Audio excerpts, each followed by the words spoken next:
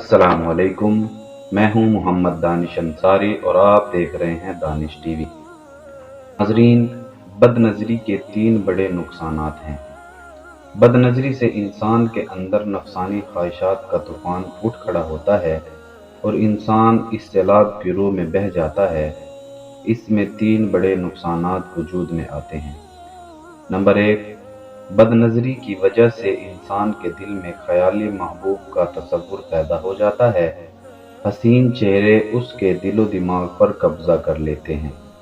وہ شخص چاہتا ہے کہ میں ان حسین شکلوں تک رسائی حاصل نہیں کر سکتا، مگر اس کے باوجود تنہائیوں میں ان کے تصور سے لطف اندوز ہوتا ہے۔ بعض مرتبہ تو گھنٹوں ان کے ساتھ خیال کی دنیا میں باتیں کرتا ہے۔ معاملہ اس حد تک بڑھ جاتا ہے کہ بد نظری کے ساتھ ہی شیطان انسان کے دل اور دماغ پر سوار ہو جاتا ہے اور اس شخص سے شیطانی حرکتیں کروانے میں جلدی کرتا ہے۔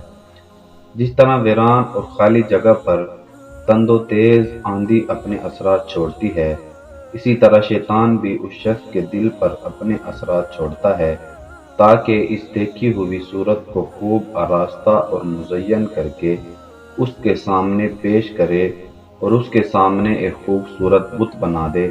ایسے شخص کا دل رات دن اسی بت کی پوجا میں لگا رہتا ہے اور وہ خام آرائیوں اور تمناؤں میں الجھا رہتا ہے۔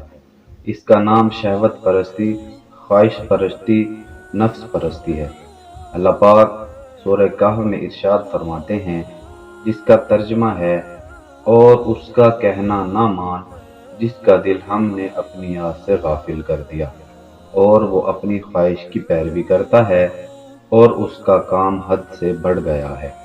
ناظرین، ان خیالی معبودوں سے جان چھڑائے بغیر نہ تو ایمان کی حلاوت نصیب ہوتی ہے اور نہ ہی قرب الہی کی ہوا لگتی ہے۔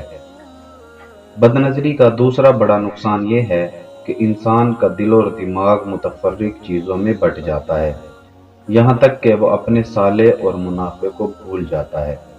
گھر میں حسین و جمیل، نیکوکار اور وفادار بیوی موجود ہوتی ہے، مگر اس شخص کا دل بیوی کی طرف مائل ہی نہیں ہوتا۔ بیوی اچھی ہی نہیں لگتی، ذرا سی بات پر اس سے الجھتا ہے۔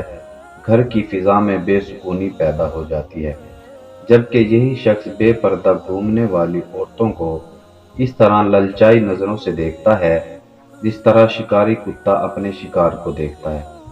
بسا اوقات تو اس شخص کا دل کام کاج میں بھی نہیں لگتا۔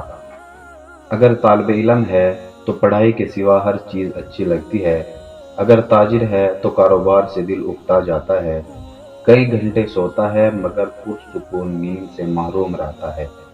دیکھنے والے سمجھتے ہیں کہ سویا ہوا ہے، جبکہ وہ خیالی محبوب کے تصور میں کھویا ہوا ہوتا ہے۔ بد نظری کا تیسرا بڑا نقصان یہ ہے کہ دل حق اور باطل، سنت اور بدعت میں تمیز کرنے سے عاری ہو جاتا ہے۔ قوت بصیرت چھن جاتی ہے، دین کے علم و معارف سے محرومی ہونے لگتی ہے، گناہ کا کام اس کو گناہ نظر نہیں آتا۔ پھر ایسی صورتحال میں دین کے متعلق شیطان اس کو شکوک و شبہات میں مبتلا کر دیتا ہے۔ اسے دینی نیک لوگوں سے بدگمانیاں پیدا ہوتی ہیں، حتیٰ کہ اسے دینی شکل و صورت والے لوگوں سے ہی نفرت ہو جاتی ہے۔ وہ باطل پہ ہوتے ہوئے بھی اپنے آپ کو حق پر سمجھتا ہے اور بالآخر ایمان سے محروم ہو کر دنیا سے جہنم رسید ہو جاتا ہے۔ اللہ پاک ہم سب کی حفاظت فرمائے۔